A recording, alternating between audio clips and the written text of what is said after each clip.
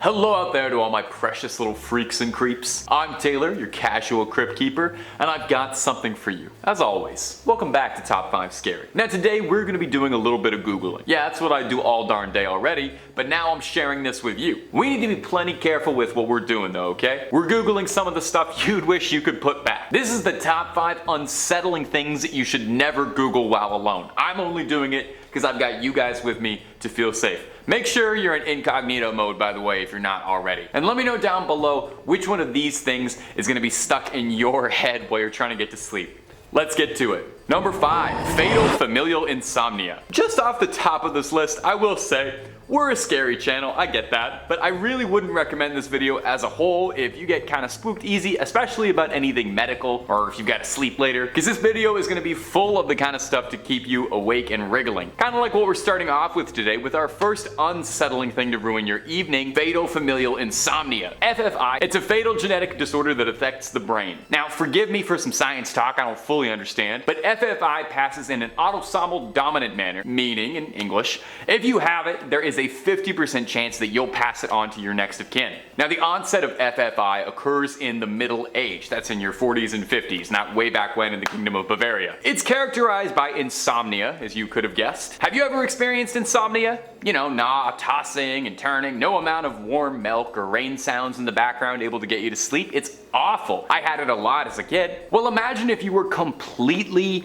physically unable to sleep at all. You just couldn't sleep. You just laid in bed staring at the ceiling for hours and hours every night. As the insomnia worsens, it's accompanied by hallucinations, delirium, and outright dementia.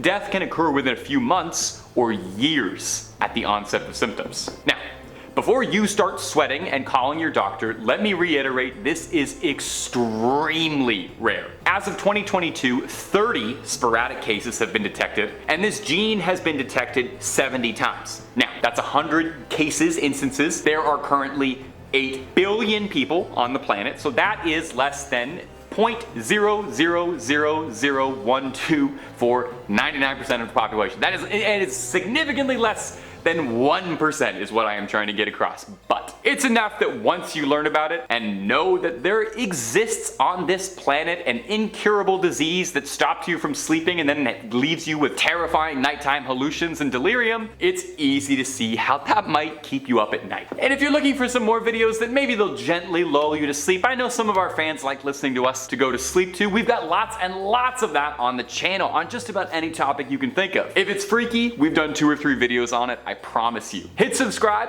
please hit that little bell as well so you don't miss any of our videos, but do that at the end of this, okay? Because I got 4 more terrifying things off of Google you shouldn't be looking at. Number 4, rat kings. Coming up next is going to be something that's very near and dear to my heart. Rats. Oh, I love rats. I'm sure you could probably guess just by the way I look, the way I act, I seem like I had rats. I did. I used to have a set of 4 little white rats, and I honestly miss them more than anything. They'd snuggle up together and they'd look downright adorable in a little furry clump. I know not everybody likes rats, that's totally fine, but I loved my rodents like they were royalty. Except not literal rat royalty, because if you're familiar with a rat king, then you'd know that there's absolutely nothing royal about that. If you are picturing, when I say rat king, if you're picturing a little rat wearing like a tiny thimble crown and he's sitting on like a little thing they put in the middle of pizzas like a throne and he's holding court to mice and gerbils who look to him for answers. I like your vision. That sounds like a charming movie, but a rat king in practice is a rare and downright bizarre, horrifying phenomena in which many rats get their tails tangled all together, forming a single writhing, squealing mass. Once all the rats start getting stuck together, they lose their individual ability to move, and they start to work together as one horrifying trapped life form. I'm hoping there's some pictures of rat kings in this video. I am so sorry, editors. These things are terrifying. They look like monsters out of the worst dungeons from Elden Ring. They look horrific. Like, looking at this might drive me to madness. There's a reason across many cultures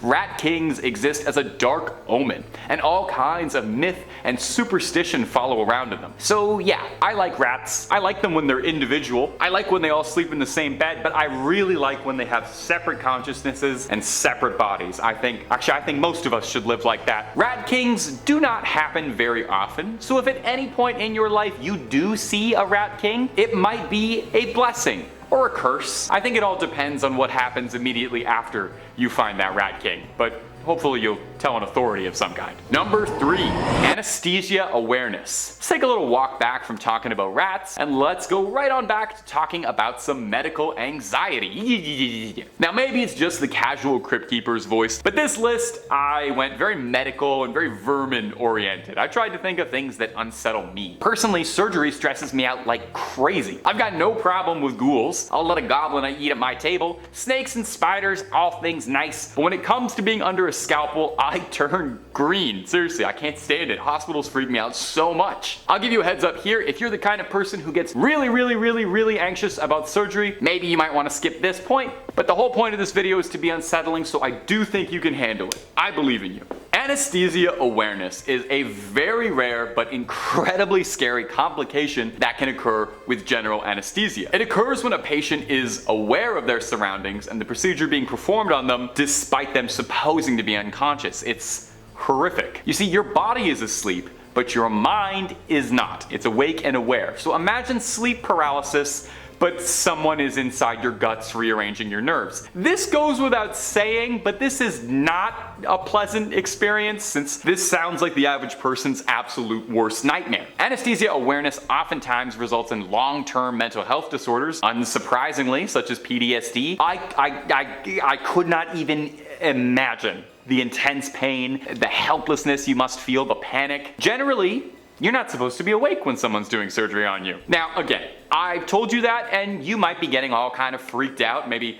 eyeing your calendar because you've got a surgery coming up. But you should know that in all surgeries performed in hospital settings, there is a worldwide less than 1% report of anesthesia awareness. So the odds are extremely low, but even with that, it obviously is a concern for surgeons. No one wants you to wake up while they're doing brain surgery on you. So certain risk factors have been identified, so if you are ever receiving a surgery and you're super worried about it, it's something your healthcare providing team will be aware of, and they'll do their best to make sure that you're very aware of what's going on. But not too aware, not literally aware. They just want you to be aware of what's gonna happen when you're unaware. You follow me? Am I still making sense? Number 2, walking corpse syndrome. Alright, let's talk about another horrifying rare medical syndrome that sounds made up. I bet you've never heard about it, but now you're probably gonna spend the next couple of years anxiously Googling symptoms just in case to see if you have it. It's called walking corpse syndrome. Now, maybe you're making a little joke that walking corpse syndrome is what you call yourself when you get to the office and the coffee maker's broken.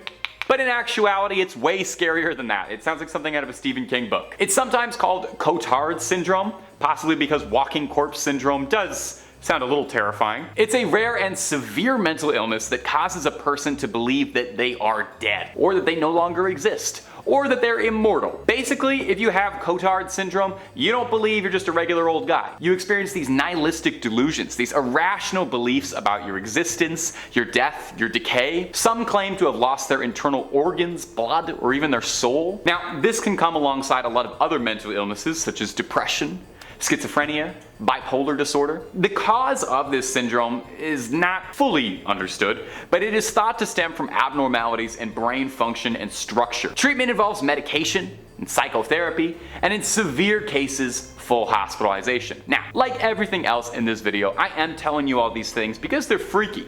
I'm trying to scare you, but not too much. This is a very rare mental health issue, but it also is one that is treatable. Individuals experiencing symptoms with psychiatric help can significantly improve that prognosis, turn you from a walking corpse to a walking regular old person.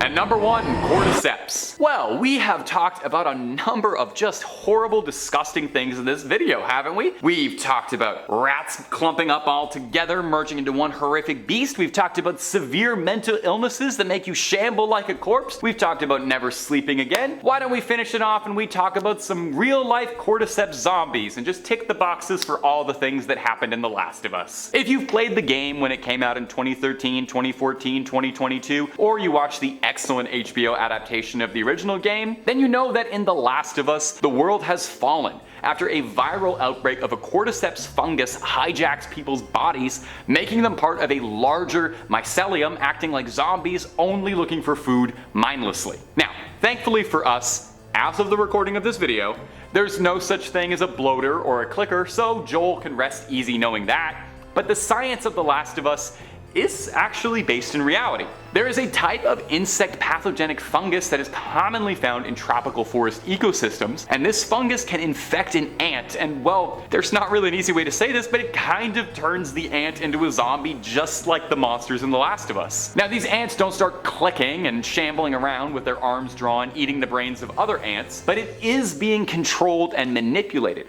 by a mushroom fungus inside its brain that has turned its body into a meat puppet. And if that doesn't make your stomach sick knowing that that's something that can happen in nature, what will? The ant will leave their nest and trails and head for the jungle floor as it's a better place for fungus to grow. From there, the ant will bite and attach to a leaf, and the fungus will start to spread outwardly from the ant, killing the host in the process, but beginning to find a new host.